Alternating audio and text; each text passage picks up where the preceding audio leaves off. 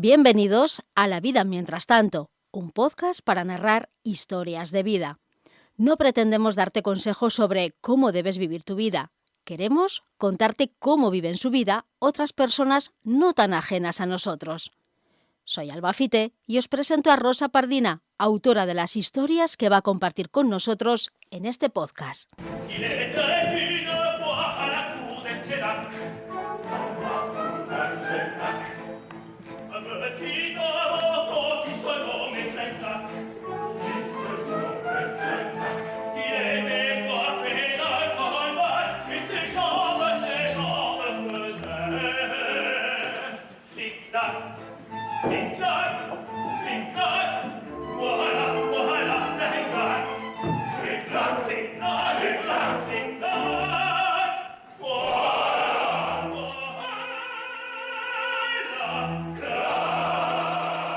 Muy buenos días, Rosa. ¿Con qué historia nos sorprendes en este capítulo? Buenos días. Pues mira, con la historia de un prestamista. Os cuento en la historia, ya veréis quién eran los prestamistas, porque la propia historia lo cuenta. Ver a dos vecinos sentados en el banco azul mirando la pantalla del móvil no es habitual. Normalmente charlan o miran cómo pasa la gente. La conversación tampoco era la de siempre. Hablaban de bancos, de créditos y de estafas. La curiosidad me pudo y me senté junto a ellos. No tardaron en hacerme partícipe de su conversación. La cuestión era que uno de ellos había recibido un mensaje del banco que le ofrecía con un solo clic un préstamo preautorizado de hasta 10.000 euros. Ya habían descartado que fuera una estafa porque era un mensaje directo del banco, pero consideraban que era una trampa. Te venías arriba y le dabas al clic y después, ¿cómo devolvías todo aquel dinero con una pensión? Es más, ¿cómo podían ofrecerle tanto a un pensionista? Como no podía ser de otra forma, la charla derivó hacia los tiempos de su juventud. Qué distintas son ahora las cosas, con lo difícil que era antes que te prestaran dinero, ni bancos ni nada. En mi juventud, cuando alguien necesitaba dinero, acudía al prestamista, dijo uno de ellos.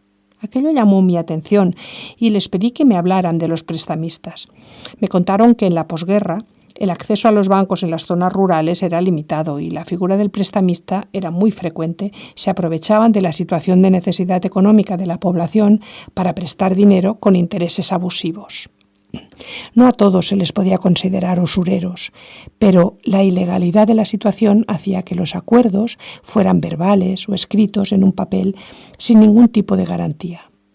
Esta circunstancia solía beneficiar al prestamista, normalmente hombre con influencias y posibilidades económicas, en detrimento del agricultor o el ganadero que se encontraba siempre en inferioridad de condiciones. ¿Te acuerdas de lo que le sucedió a Custodio?, dijo uno de los vecinos. Yo era muy joven, pero a menudo escuché a mi padre hablar de su desgracia, fue la respuesta del otro. Aquella prometía ser una de esas historias del Banco Azul que solo el azar me regala de vez en cuando. Y tuve suerte, porque lo que me contaron no tenía desperdicio.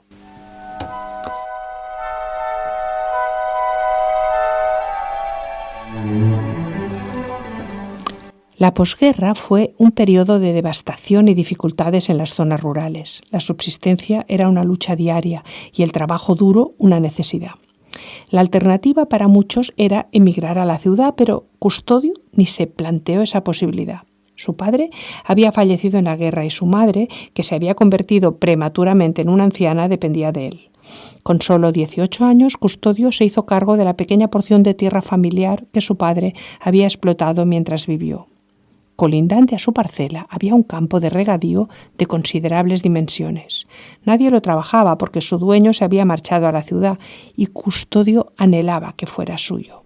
Solo pensaba en arar ese campo, sembrarlo, vender la cosecha y obtener el dinero suficiente para casarse con Matilde, la hija de los vecinos de la que estaba enamorado desde que era adolescente. Tras un par de años soñando con ese campo, por fin se decidió a preguntar si se lo venderían y le dijeron que sí. Se notaba que en la ciudad habían aprendido a especular porque el precio era muy superior a lo que él había previsto. Además, Necesitaría otro mulo y más aperos de labranza. Le harían falta por lo menos 7.000 pesetas, que en aquellos tiempos era una verdadera fortuna. Equivalía a más de 2 años del salario de un trabajador medio. Aquella cantidad no estaba a su alcance. Fue entonces cuando un vecino le habló del prestamista. Era un tendero, todavía joven, que se había librado de ser llamado a filas por sus circunstancias familiares. Era hijo único y su padre un anciano, y por alegar que su tienda era la única que abastecía la zona. Los vecinos, sin embargo, siempre sospecharon que fueron sus trapicheos con el extraperlo, tanto con un bando como con el otro, los que le valieron la exención militar. La consecuencia de todo ello es que a principios de los años 40 el tendero había acumulado ya una buena fortuna que aumentaba día a día prestando dinero a sus vecinos a un alto interés. Custodio fue a la misa de domingo y al salir le pidió al tendero que hablase en un momento en privado. El tendero, perspicaz, comprendió enseguida la situación y lo invitó a su casa. Custodio le contó sus planes y tras un tira y afloja, que más bien acabó en una afloja total del joven, el prestamista accedió a prestarle las 7.000 pesetas, con un interés anual del 30%. Redactaron un documento simple para dejar las condiciones claras. El domingo 1 de diciembre de 1942, el prestamista entrega 7.000 pesetas a Custodio, quien se compromete a devolvérselas con un interés del 30% anual antes de la caída del sol el miércoles 1 de diciembre de 1943, es decir, un año después. Custodio aprovechó bien el dinero, trabajó sin descanso durante el año siguiente y a pesar de las dificultades de la época, logró vender la cosecha. El domingo 1 de octubre, con el dinero en mano, se presentó en casa del prestamista a las 12 en punto de la mañana para devolverle las 7.000 pesetas. Tan satisfecho estaba que aceptó la copita de pacharán casero que le ofreció el tendero. Pero tras el brindis, el prestamista le recordó que todavía tenía que abonarle los intereses. El joven labrador, que no era muy ducho en los números, preguntó a cuándo ascendía esta cantidad. Cuando el tendero le dijo que aún le debía 2.100 pesetas, a Custodio se le cayó el alma a los pies. Pero, ¿cómo iba a conseguir tal cantidad de dinero? El prestamista, en un acto que parecía de compasión, le concedió un plazo adicional de 1 mes. Para que todo quedara bien claro, redactó un nuevo papel, donde Custodio se comprometía a entregarle 2.100 pesetas antes de la caída del sol el sábado 1 de enero de 1944. Custodio solo tenía una opción desesperada para no perderlo todo: viajar a Francia para trabajar a destajo. La diferencia salarial entre ambos países era abismal y en menos de 1 mes, trabajando sin parar en la poda de la vid, limpiando campos e incluso ayudando en la tala de árboles, Custodio logró reunir el dinero que debía. 3 días antes del plazo límite emprendió el largo viaje de vuelta y llegó a la casa justo a tiempo. Era sábado 1 de enero, poco antes de las 5 de la tarde. El tendero le recibió con gran alegría y más aún al saber que había conseguido el dinero. «Los negocios deben sellarse con una buena comida», le dijo. «Además, es el primer día del año y vienes de muy lejos, estarás hambriento». Y dicho esto, le ofreció una copiosa merienda con crespillos y rosquillas, acompañados del riquísimo pacharán casero. Custodio sació su apetito con aquellos ricos manjares y, con la cabeza ya un poco nublada por el alcohol y el cansancio, sacó el dinero de su bolsillo y se lo ofreció al prestamista para saldar su deuda. «Un momento, muchacho», dijo el tendero. «Voy a buscar el papel donde acordamos este aplazamiento. Las cosas deben estar claras». Con el documento sobre la mesa, el prestamista leyó los términos del acuerdo. «Me debes 2.100 pesetas, que veo aquí mismo, muy bien. Has llegado el sábado 1 de enero de 1944, correcto. Pues nada, tome su dinero y quede mi deuda saldada», dijo Custodio levantándose de la silla con ganas de volver a casa. «Un momento, muchacho», le interrumpió el prestamista. «Aquí está escrito antes de la caída del sol el sábado 1 de enero de 1944, lo que significa antes del oscurecido y... mira por la ventana, es ya negra noche». De nada sirvieron las protestas de Custodio. El prestamista se negó a aceptar el dinero y se quedó con sus tierras.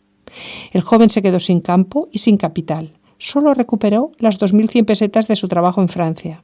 El usurero, en cambio, ahora ya podemos llamarlo así, se quedó con aquel valioso campo sin pagar ni una peseta por él. Me pareció increíble que en aquellos tiempos se pudiera estafar a alguien, porque ahora lo llamaríamos estafa, con total impunidad, y así se lo expresé a mis vecinos e informantes. Bueno, con total impunidad no, intervino uno de ellos. ¿Te acuerdas de lo que sucedió muchos años más tarde? Ahí me pareció que la historia iba a dar un giro inesperado y presté mucha atención al colofón final que remató el relato.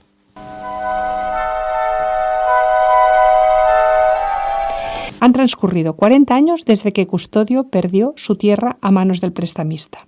No se sabe cómo consiguió salir del pozo en el que lo hundió su desgracia, pero es probable que Matilde fuera la pieza fundamental que lo rescató del bar, de las resacas y de la desidia. Ella se empeñó en ayudar a Custodio a practicar cálculos matemáticos, a mejorar su caligrafía e incluso a que aprendiera nociones de mecanografía. Al año siguiente, Custodio consiguió un empleo de oficinista en la ciudad más cercana, dejó el campo, vendió la casa familiar y se casó con Matilde. Compraron un piso cerca de la oficina, tuvieron hijos y fueron cambiando acorde a la sociedad que se modernizaba por momentos. El prestamista, sin embargo, ya no era tan respetado, o mejor dicho, ya nadie le temía. Su tienda se había visto eclipsada por las grandes tiendas de ultramarinos y en los años 80 ya no podía arriesgarse a seguir con sus negocios usureros. Sacar su pequeña tienda a flote parecía una tarea imposible. Apenas quedaban habitantes en el pueblo y no podía competir con los precios de los grandes ultramarinos que empezaban a proliferar en las poblaciones colindantes. La única solución era trasladar la tienda a un lugar más visible desde la carretera, ampliar la oferta y conseguir buenos precios de los proveedores para igualar sus precios de venta a los de aquellos ultramarinos. Pero para todo esto necesitaba un capital que no tenía. Su fama lo precedía y nadie estaría dispuesto a prestárselo. Solo le quedaba la opción de ir a pedir un crédito a la Caja Rural, que habían abierto recientemente en la población más cercana. Allí le atendieron muy amablemente, pero le dijeron que no podían conceder créditos de esa magnitud. Para solicitarlo debía ir a la central, que estaba en la ciudad. Y eso hizo. Vestido con sus mejores galas, se fue a ver al director de la Caja Rural de la provincia. Tomó asiento y esperó más de una hora, porque el director era un hombre muy ocupado, le dijeron. Por fin entró en un despacho de considerables dimensiones con una mesa al fondo, tras la cual esperaba un hombre, vestido elegantemente, con traje y corbata. ¿Cuál no sería la sorpresa del tendero cuando reconoció a Custodio, observándolo desde el otro lado de la mesa con un rictus severo y una mirada tan dura que ahogaron las palabras del tendero? No hizo falta que dijera nada. Custodio se dio por enterado del crédito que intentaba solicitar y, alegando falta de garantías y la edad del solicitante, que pronto cumpliría 70 años, se lo negó rotundamente. Ni siquiera se levantó de su asiento, ni siquiera le dio la mano. Lo despachó con un no definitivo.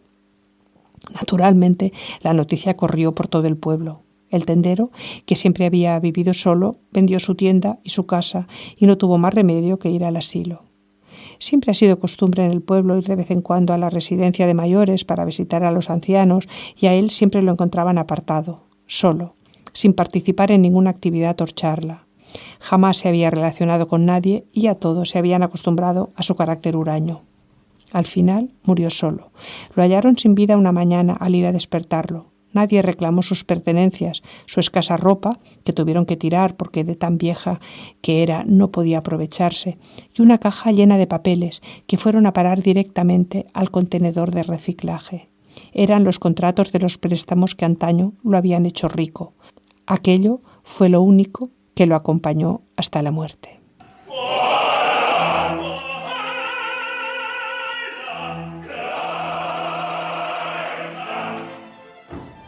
Recuerden, lo importante es que son historias de vidas cuyo parecido con la realidad no es pura coincidencia.